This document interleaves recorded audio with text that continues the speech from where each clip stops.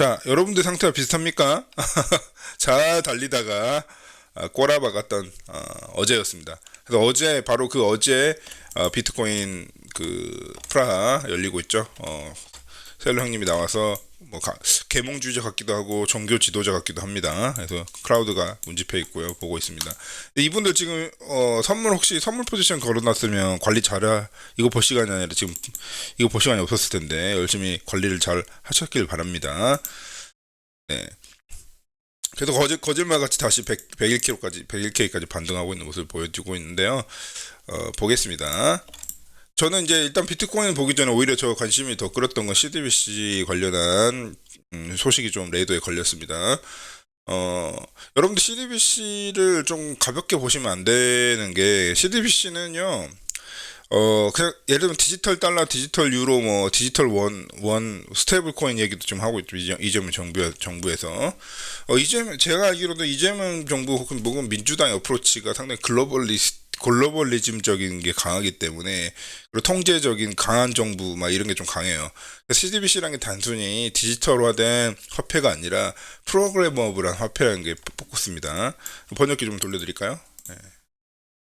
자, 프로그래머블한 화폐가 좋은 거예요. 봐봐. CDBC야 뭐 어제 오늘 일이 아닌데 유럽 같은 경우는 벌써 10월달 런칭을 한다는 소식입니다. 그래서 특정한 용도라든지 특정한 조건 프로그램이 가능하기 때문에 무엇을 언제 어디서 지출하는지를 추적할 수 있을 뿐만 아니라 이 특정 조건의 자금을 제한을 걸릴 수 있고, 심지어 돈이 완료가 돼가지고 가치가 없어질 수 있어요. 왜냐면 우리가 종이 캐시를 갖고 있으면 무조건 거의 영구적이잖아요. 근데 만료일도 있고 막 사용자 행동 또는 위치에 따라서, 특히나 행동 또는 위치에 따라서 이품을 써가지고 조건적으로 컨트롤할 수 있다는 겁니다. 그래서 얘네들이 벌써 지금 뭐 누가 이제 비판적인 얘기 시민들이 엄청 하니까 이미 중국에서 상당한 큰 시범적으로 잘 실행되고 있다고 얘기한 겁니다. 제가 계속 말씀드렸죠. 유럽 엘리트들, 서방권 엘리트들은 중국을 부러워합니다. MB 아시겠죠, 여러분? 중국을 부러워하는 애들이에요. 그래서 알게 모르게 저 독일에서 이제 사는 느낌이, 이거 뭔가 중국스러워지는데. 예, 왜냐면 중국이 보니까 이코노미컬하게 아주 경제적인 성장뿐만 아니라 모든 게 지금 발전하고 있잖아. 근데 그 아시아적인 특성을 고려하지 않고 자기도 중국 모델을 베끼면 되겠지라고 큰 착각을 하고 있는 겁니다. 예. 이 사람들이 애초에 문화와 사람과 역사가 틀린데, 예. 그래서 중국의 시스템을 부러워하는 겁니다. 중국은 저렇게 해가지고 헐헐 날아갔는데 우리도 중국 스타일로 해가지고 해보자. 아마 제가 봤을 때는 CDBC는 전례 없는 통제를 촉진하는데, 그게 성공하면 좋겠지만 만약에 실패할 경우에는 지금 가만히 있어도 유럽이 안 좋은 상황에서 더 골로 갈 수 있는 상황이 되는 거고, 더구나 CDBC에 찬성하지 않는 나라도 나올 거 아니야. 그러면 EU의 붕괴, 마치 소비에트 붕괴처럼 전 거기까지도 생각을 하고, 그런 걸 뭐 굳이 예측을 할 수는 없겠지만은 이 CDBC가 마음에 안 드는 나라들도 있을 거 아니에요. 지금 일본도 하다가 말고 다른 나라들도 CDBC를 하다가 이게 스탑한 케이스가 되게 많기 때문에 조심해서 하셔야 됩니다. 할머니는 은퇴하면 되지만 우리 젊은 사람들은 살아야 될 거 아니야.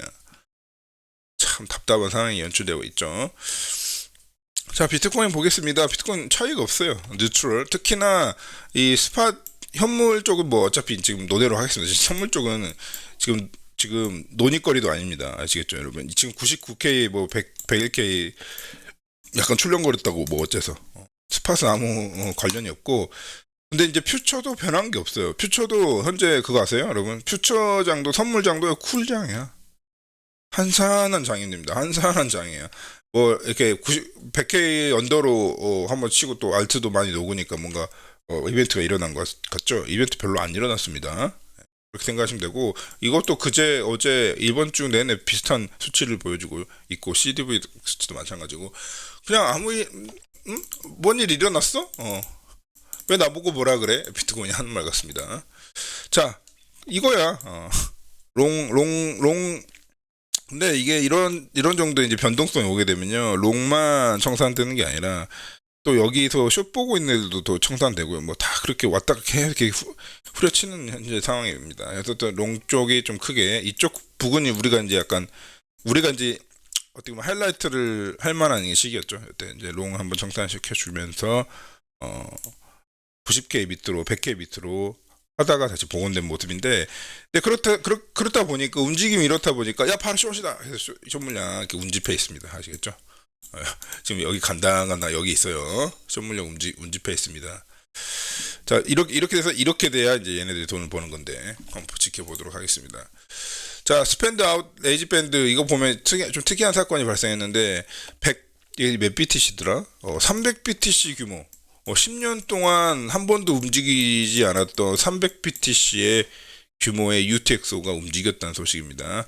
익스체인지로 입금이 됐는지까지 확인해야 이게 이제 셀프레셔에 추가가 300BTC가 추가가 되는데 아직 확인 안 됐지만 어째 움직였다는 거야. 예, 움직였습니다. 300BTC가 움직였다는 소식입니다. 근데 이게 익스체인지에 나와서 익스체인지에서 매도가 된다고 해도 어쨌든 90K 그 BTC를 더 확보하고자 하는 그 수요자의 먹이가 될 뿐이지 300BTC 시장에 아무런 영향을 끼치지 않을 것으로 보이는데, 뭐 재미로 본 차트입니다. 트위터에서 돌아다니다가 제가 하나 갖고 왔습니다. 300BTC 오랜만에 움직였다 이런 소식입니다. 근데 이것들이 그런데 이제 이게 딱 한 건이군요. 원 트랜잭션입니다. 근데 만약에 이게 원 TX에서 끝나는 게 아니라 이런 식으로 빈도하게 발생할 경우에는 추적이 들어가야 되고 예측이 들어가야 됩니다. 한번 살펴보도록 하겠습니다. 그 다음에 이제 제가 크립토 블랙옵스 오피리턴 제한 해제 사태 이거 블랙옵스 올려드렸으니까요. 자, 1시간 동안 꽤 오래 녹화한 그 컨텐츠입니다. 그래서 나 그냥 비트코인 팔고 원화로 가련다 이런 사람들은 상관이 없습니다. 근데 비트코인 자체 네트워크에 대해서 어떤 일이 일어나고 있는지, 비트코인 네트워크가 어떻게 동작하는지 간접적으로 배우실 수 있는 좋은 기회고, 크립토 포뮬러 1 컨텐츠와 연동해가지고 같이 보시면 좋습니다. 그래서 총 2시간짜리니까 영화 볼 바에는 비트코인 네트워크에 대해서 공부하는 기회로 삼아 보시길 바랍니다. 질문 있으시면 언제든 주시길 바랍니다.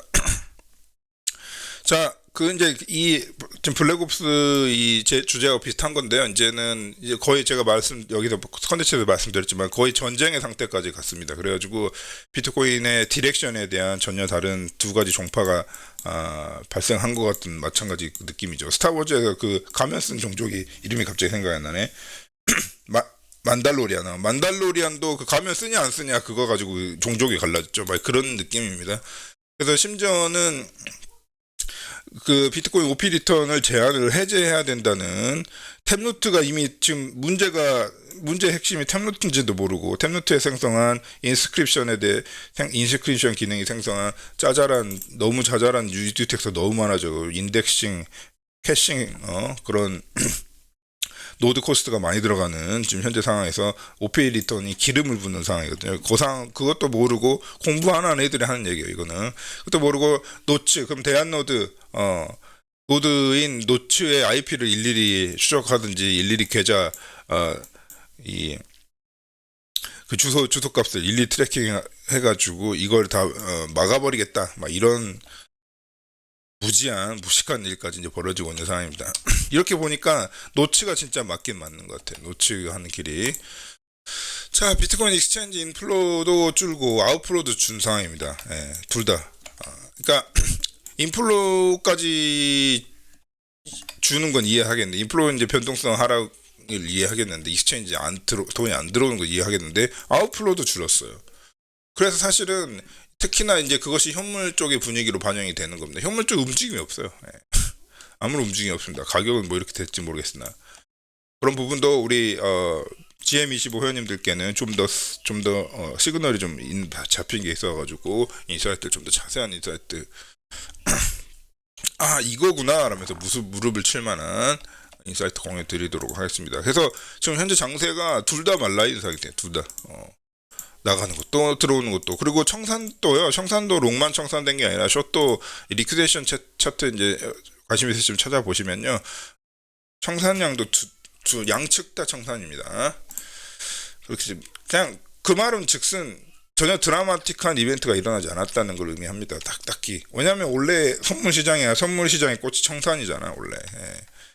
자, 그 와중에 아크 인베스트가 며칠 전에, 저번 주인 것 같은데요, 그죠? 아크 인베스트, 정확히는 아크 21입니다. 그래서 둘이 합작해가지고 만든 ETF인데, 걔가 갑자기, 이제 우리 블랙록의 아이비트는 이해를 하겠는데, 너가 갑자기 여기서 나와? 이렇게 된 거예요.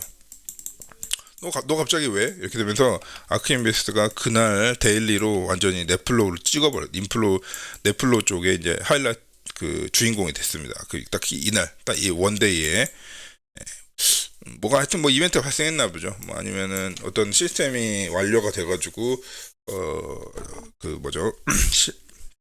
정책 실행이 된 것 같습니다. 하여튼 뭐 그냥 그렇다. ETF는 비트코인하고 좀 잘 지내고 있다는 얘기의 반증인 것 같습니다. 그다음에 제가 불스코어 모델도 가끔 보여드리는데, 제가 예전에 여기였을 때, 불스코어 모델이 너무나 2022년 이후로 너무 하락해 있다. 20% 여기 불스코어 모델이 인덱스 불스코어가 20대까지 이식을 뚫고 여기까지 내려와 있다. 이거 되게 10대까지 내려와 있다. 이거 제가 이런 일은 오래 유지되기 어렵다 계속 말씀드렸습니다. 그래서 2022년 이후로 처음이에요. 그거 제가 포인트 딱 찍어드려요. 그때 눈치 까고 딱 들어가신 분들은 이거 많이 드셨겠죠. 그죠? 그래서 저희 미스터밸리는 제가 여기 왜 적어놨겠습니다. 유튜브 광고가 왜 없겠어요, 저희가. 우리는 유튜브 구독자분들이 갑이 아니야. 제가 갑이에요. 여러분들이 구독을 하잖아. 여러분들이 좋은 거지 제가 좋은 게 하나도 없어. 저희는 독립적인 멤버십으로 운영이 되고 있기 때문에 저 본업도 유튜버가 아니고요. 그러다 보니까 그러니까 댓글에다 이상한 소리 적으면 바로 봇들이 돌면서 바로 삭제합니다. 유효한 질문만 좋은 질문을 해주세요. 건설적으로. 그리고 다른 이제 구독자분들도 발전될 수 있게 여러분들이 좋은 질문을 적고 제가 답변을 드리면 그 자체가 지식과 정보가 되지 않습니까? 어디 서울역에서 어디 판자 깔고 이렇게 누워 있다가 갑자기 코인 그래서 안다는 거야 모른다는 거야 막 저한테 막 그러더라고요. 돈 한 푼 냈어 네가? 한 푼도 안 되는 게 무슨 불스코 인덱스가 지금 상당히 10대까지 떨어져서 이제 그 후에 이제 이번에 상승하면서 어퍼 스트라이크를 했는데요. 중요한 건 여기서 꺾였어. 이렇게 자세히 보시면 꺾였어요. 여기까지 확. 이때 이렇게 된 거야. 아니면 왜냐 불스코 인덱스가 이 정도면 ATH도 뚫었고 말이야. 한 요 정도는 터치 해줘야 될 걸로 기대가 됐었는데 그것까지도 못 왔고요. 요 정도 갭이에서 여기서 이렇게 꺾여버린 거예요. 이렇게 요 상황입니다.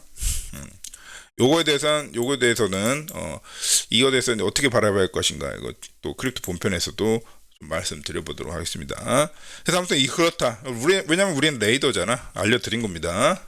잘 판단해 보시기 바랍니다. 토탈 이더리움 TVL도요. 근데 잠깐만 갑자기 제가 이더리움 와서 깜짝 놀랐네. 이더리움 얘기입니다. 제가 이게 비트코인인 줄 알았어. 깜짝 놀라서 비트코인 TVL 이렇게 될 리가 없는데 자 이더리움이었습니다. 이더리움 TVL 쪽으로 보면은 이게 무슨 약간 알고리드믹한 움직임인 것 같습니다. 왜냐면 이더리움 위에서는 L2들이나 약간 프로그래머블한 L2들이 많이 돌고 있거든요. 그리고 랜딩 플랫폼도 많이 돌고 있어가지고 어떤 이벤트가 일어난 것 같습니다. 제 생각에는. 그래서 TVL이 솟아가지고 이더리움이 대박난다 이런 소리로 받아들이면 안 될 것 같습니다. 어떤 알고리드믹한 움직임이에요. 뭔가 출시됐나 보지. 뭔가 출시된 것 같습니다. 그죠? 출시되니까 거기에 추가가 된 거예요. 집계가 될 때. 그렇게 볼 수 있겠고 어쨌든 추가됐던 알고리즘만큼 움직이든 아니든 TVL은 원래부터 분위기 나쁘지 않았고요. 비트코인 이더리움 같은 경우 지금 현재 어떻게 방향성을 잘 모르겠잖아요. 어쨌든 이거 참고하시면 됩니다. 물량이 많이 쌓여 있으면 변동성이 한계가 있을 수밖에 없어요. 아무리 하락 변동성이 생긴다 해도 한계가 있을 수밖에 없는 강력한 상황이고요. 이더리움 지금 밸런스로 봐도 TVL 말고 그냥 밸런스 스테이킹 한 거 말고 보유하고 있는 밸런스를 봐도 원래 샤크급들은 이게 잘 올라가고 있었는데 이번에 좀 포착이 된 게 밸런스 1K, 이더리움 밸런스 1K에서 10K는 좀 일반인들도 가질 수 있는 밸런스이긴 합니다. 그게 계속 걔랑 이제 원래 이제 그 개미들 있지 않습니까? 그러니까 이제 항상 안 갖고 있는 애들이 안 갖고 있는 애들이 팝니다. 이해되시죠? 무서우니까 하락할까봐. 근데 꼭 적게 갖고 있는 애 팔고, 롱텀 홀더나 빅 홀더들은요, 다 더 체계적으로 움직인다는 거죠, 훨씬. 당연한 얘기. 그 다음에 이제 이제 완전 큰 고래들은 이제 논외로 하겠습니다. 이건 별로 의미 없는 데이터고, 요거 두 개가 좀 중요했었는데, 혼자 원맨쇼 하고 있었습니다. 샤크급. 약간 밸런스 10K에서 100K면 상당한 그 자산이긴 하죠. 그런 계층만 조금 상승 모멘텀을 보이고 있었는데, 최근이 아니죠. 바로 어제 밸런스 1K에서 10K 꽤 중위값. 그러니까 완전 개미도 아니고 완전 샤크도 아닌 그 중간값 값이 이렇게 죄송합니다. 급상승을 보였다는 겁니다. 그래서 TV의 상승과 함께 중위계층의 밸런스 홀딩도 올라오고 있기 때문에 지금 이더리움을 누구도 떠날 생각이 없는 거예요. 그렇기 때문에 너무 이거 하락은 최소한 우리는 이렇게 말할 수 있겠죠. 이거 하락은 걱정할 필요는 없습니다. 이 드라마틱한 하락은 걱정할 필요가 전혀 없다는 소리를 들으면서 그렇다면 알트 시즌 예측도 해봐야 되겠죠. 이더리움이 이렇고 지금 현재 알트장이 전체적으로 완전히 지금 이상하리만치 꼬라박아 있는 상태. 그리고 어제 크립토레드에서 알트 쪽에 자금 유출 엄청나게 일어났다고 말씀드렸죠. 그리고 지금 현재 다들 가격도 떨어져 있고, 이 상황에서 이더리움의 상태는 이러하다는 겁니다. 이로 밀어볼 때 알트 시즌 어떻게 판단할 수 있느냐, GM25 회원님들은 본편에서 즐겨주시길 바랍니다. 이상으로 하고 본편 넘어오시길 바랍니다.